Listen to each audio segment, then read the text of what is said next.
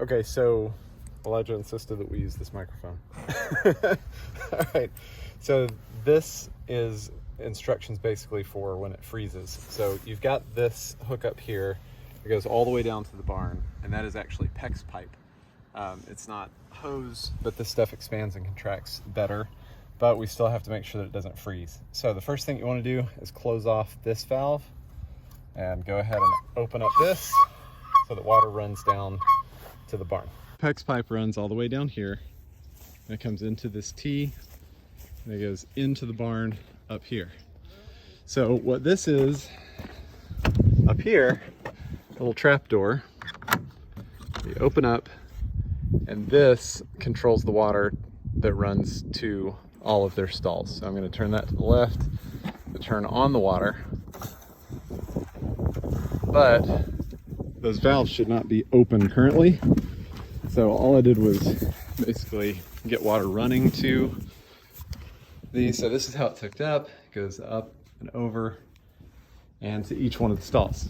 The problem is that when it freezes, each one of these valves has a ball joint in it that can be damaged. So there's this, it's not going to freeze at night. This is a very easy process. You just use these to fill up your water.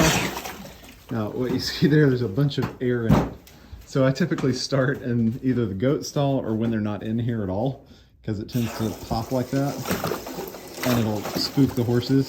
So it's typically better to go ahead and water them before you put them up, or to let all the air out in the goat's stall where they're not quite as liable to kick you or go nuts. So anyway, easy enough there.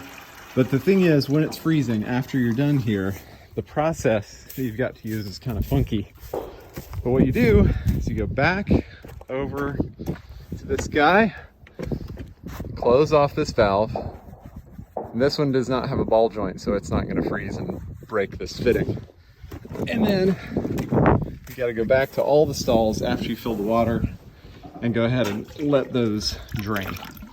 And you have to open all three of them so that, or at least two, but all three of them to let the water out of that ball joint. But once you do that, you're letting air back into the pipes, and that way it'll all run out. Now once that's done, what you then have to do is go back over here and open this valve. And this is when you're done. After you're done with everything else, you know, mucked and fed and horses are up and blanketed or whatever else needs to be done.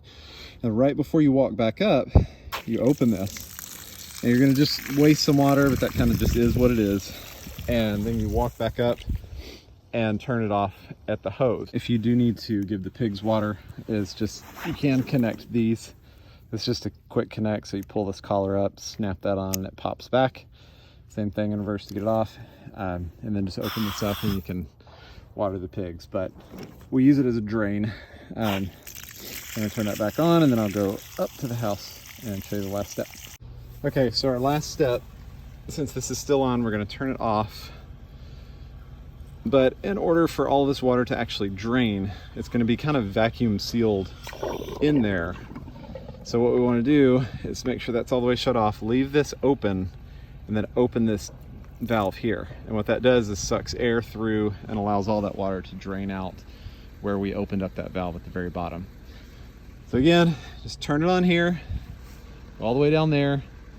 Make sure that it's on up in that trap door, and then go ahead and water the horses and all that, and then close it off. And this is only when it freezes. Close it off up there at that trap door, and then open all those valves again and make sure all that water runs out, and then close the valves.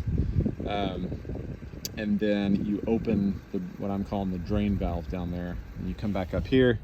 You shut this off and you make sure this is open so air can get in, and then all that water will drain out, and we've not had a problem at all so far with that. So those are just really expensive valves. So if water gets trapped in there and they freeze, then we're gonna have to replace them, and that's expensive. So